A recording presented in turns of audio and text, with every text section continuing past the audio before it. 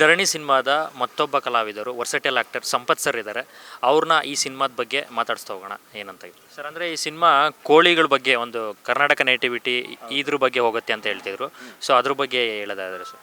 ಈಗ ಕೋಳಿ ಪಂದ್ಯ ಅನ್ನೋದು ಬೇರೆ ಬೇರೆ ಕಡೆ ಕರ್ನಾಟಕದಲ್ಲಿ ಕೆಲವು ಭಾಗದಲ್ಲಿ ಇದೆ, ಫೇಮಸ್ ಇದೆ. ಅದನ್ನ ನಮ್ಮ ಗಡಿ ಭಾಗಗಳಲ್ಲಿ ಇವನ್ ಮಂಗಳೂರು ಕಡೆನೂ ಇದೆ, ಈ ಕಡೆ ಬಾಗೇಪಲ್ಲಿ ಈ ಬಾರ್ಡ್ರಲ್ಲೆಲ್ಲನೂ ಕೋಳಿ ಪಂದ್ಯದಿದೆ. ಆ ಕೋಳಿ ಪಂದ್ಯನ ಬೇಸಾಗಿ ಇಟ್ಕೊಂಡಿರೋದು ಒಂದು ಕತೆ, ಬಟ್ ಅದು ಬೇರೆ ಇನ್ನೇನೋ ಹೇಳ್ತಿದೆ ಸಿನಿಮಾ. ಅದನ್ನು ನಾವೀಗ ರಿವೀಲ್ ಮಾಡೋಂಗಿಲ್ಲ. ಬೇರೆ ಕಂಟೆಂಟ್ ಇದೆ ಅಂತ ಡೆಫಿನೆಟ್ಲಿ ಬೇರೆ ಕಂಟೆಂಟ್ ಇದೆ. ಅಂದರೆ ಇದುವರೆಗೂ ಕನ್ನಡ ಸಿನಿಮಾದಲ್ಲಿ ಯಾರು ಕೂಡ ಎಕ್ಸ್ಪ್ಲೋರ್ ಮಾಡೋಕ್ಕಾಗದಿರೋ ಒಂದು ವಿಷಯನ ಎಕ್ಸ್ಪ್ಲೋರ್ ಮಾಡಿದೆ ಧರಣಿ ಸಿನಿಮಾ. ಈ ಸಿನಿಮಾದಲ್ಲಿ ನಿಮ್ಮ ಪಾತ್ರದ ಬಗ್ಗೆ ಹೇಳೋದಾದ್ರೆ ಸರ್.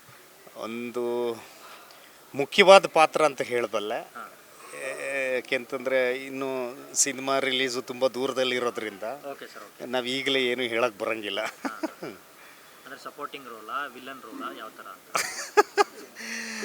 ಆ್ಯಕ್ಚುಲಿ ಮೈನ್ ವಿಲನ್ ಪಾತ್ರ ಮಾಡ್ತಾಯಿದ್ದೀನಿ.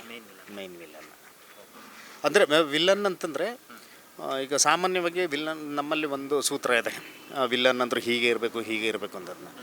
ಸೊ ಅದರಿಂದ ಆಚೆ ಇರೋಂದು ಕ್ಯಾರೆಕ್ಟರ್ ವಿಲನ್ ಅಂದ್ರೆ ಹೀಗೂ ಇರ್ಬೋದು ಅನ್ನೋ ಥರದ್ದು ಒಂದು ಕ್ಯಾರೆಕ್ಟರ್. ಎಲ್ಲೂ ನಿಮಗೆ ಅಬ್ಬರ ಇಲ್ಲದೆ ತುಂಬ ಸೆಟಲ್ಡಾಗಿ ಹೆಂಗೆ ವಿಲನಿಷ್ನ ತೋರಿಸ್ಬೋದು ಅನ್ನೋದು.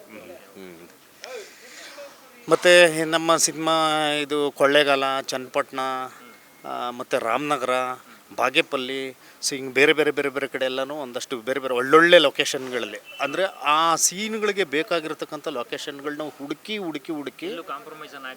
ಯಾವುದೇ ರೀತಿ ಕಾಂಪ್ರಮೈಸ್ ಸ್ಕ್ರಿಪ್ಟಿಂದ ಹಿಡಿದು. ಯಾಕೆಂದರೆ ಇದ್ರ ಹಿಂದೆ ಕೆಲಸ ಮಾಡ್ತಿರೋರು ತುಂಬ ಜನ ಇದ್ದಾರೆ.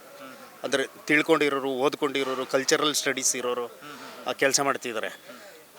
ಸೊ ಹಾಗೆ ಆಮೇಲೆ ನಮ್ಮ ಡೈರೆಕ್ಟ್ರು ಸುಧೀರ್ ಶಾನ್ಭೋಗ್ರು ಅವರು ಬೇಸಿಕಲಿ ತುಂಬ ನಾಲೆಡ್ಜ್ ಇರೋಂಥ ಮನುಷ್ಯ. ಮತ್ತು ಅವ್ರಿಗೆ ಬೇರೆ ಥರದ ಒಂದು ಇನ್ಪುಟ್ಸನ್ನು, ಅಂದರೆ ಕಲ್ಚರಲ್ ಇನ್ಪುಟ್ಸನ್ನು ನಮ್ಮ ಸಿನಿಬಜ್ ಅರುಣ್ ಅವರು ಮತ್ತು ಒಳ್ಳೆ ಕ್ಯಾಮ್ರಾಮನ್ನು, ಸೊ ಹೀಗೆ ಬೇರೆ ಇವತ್ತು ಸಾಂಗ್ ಏನು ಶೂಟ್ ನಡೀತಿದೆಯಲ್ಲ, ಮೋಹನ್ ಮಾಸ್ಟ್ರು ಎಕ್ಸ್ಟ್ರಾಡಿನರಿಯಾಗಿ ಕೊರಿಯೋಗ್ರಾಫ್ ಮಾಡ್ತಾ ಇದ್ದಾರೆ. ಸರ್, ಕನ್ನಡದಲ್ಲಿ ತುಂಬ ಒಳ್ಳೊಳ್ಳೆ ಪಾತ್ರಗಳನ್ನ ನೀವು ನಿಭಾಯಿಸಿದ್ದೀರಾ. ಸೊ ಈ ಒಂದು ಸಿನಿಮಾದಲ್ಲಿ ಯಾವ ರೀತಿ ಅಂದರೆ ವಿಭಿನ್ನವಾಗಿ ಕಾಣಿಸ್ಕೊಂಡಿದ್ದೀರಾ, ಅದೇ ರೀತಿ ಜಾನರ ಹೇಗೆ ಹೇಳ್ತೀರಾ ಸರ್? ಈ ಕ್ಯಾರೆಕ್ಟರ್ ಬಗ್ಗೆ ಹೇಗೆ ಹೇಳ್ತೀರಾ? ಅಂದರೆ ನಿಮಗೆ ಸಿನಿಮಾನೇ ಬೇರೆ ಜಾನರ್.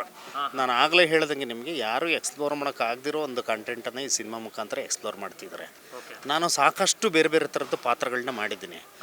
ಮತ್ತು ಈ ಪಾತ್ರ ನಮಗೆ ಇವರು ಅರುಣ್ ಸರ್ರು ಮತ್ತು ಹೀರೋ ಡೈರೆಕ್ಟ್ರು ಇವರಲ್ಲಿ ಯಾರ ಕಡೆಯಿಂದ ಮಾಡಿಸೋದು ಅಂತ ಅವರು ತುಂಬ ದಿನ ಕೂತ್ಕೊಂಡು ಡಿಸ್ಕಸ್ ಮಾಡಿ, ಎಕ್ಸ್ಪ್ರೆಷನ್ಸು ಯಾವ ಥರ ಬೇಕು, ಅದನ್ನು ಯಾರು ಮಾಡ್ತಾರೆ, ಈ ಥರದ್ದು ಒಂದಷ್ಟು ವಿಷಯಗಳನ್ನ ಕೂತ್ಕೊಂಡು ಅವರು ಡಿಸ್ಕಸ್ ಮಾಡಿ, ಆಮೇಲೆ ಇಲ್ಲ ಹೋಮ್ ಮಾಡಿ, ಆಮೇಲೆ ಇಲ್ಲ ಸಂಪತ್ ಮಾಡ್ಬೋದು ಅನ್ನೋ ಕಾನ್ಫಿಡೆನ್ಸ್ ಬಂದ ಮೇಲೆ ನಮ್ಮನ್ನು ಎತ್ಕೊಂಡಿದ್ದಾರೆ. ಎಷ್ಟು ವೇಟೇಜ್ ಇದೆ ಸರ್ ಈ ಸಿನಿಮಾಗೆ ನಿಮ್ಮ ಒಂದು ಕ್ಯಾರೆಕ್ಟರು? ನನ್ನ ಪಾತ್ರ ಅಲ್ಲ, ಅಲ್ಲಿ ಬರುವ ಎಲ್ಲ ಪಾತ್ರಗಳನ್ನು ತುಂಬ ವೇಟೇಜ್ ಇದೆ. ಈಗ ನಿಮಗೆ ಇವರು ಮನೋಜ್ ಸರ್ದು ಹೀರೋ, ಸೊ ಅವರು ಇದು ನನಗನ್ಸೋ ಪ್ರಕಾರ ಇದು 2ನೇ ಸಿನಿಮಾನೋ 3ನೇ ಸಿನಿಮಾನೋ ಇರ್ಬೋದು. ತುಂಬ ಪಳಗಿರೋ ಒಬ್ಬ ನಟನ ಥರ ಆ್ಯಕ್ಟ್ ಮಾಡಿದ್ದಾರೆ ಅವರು.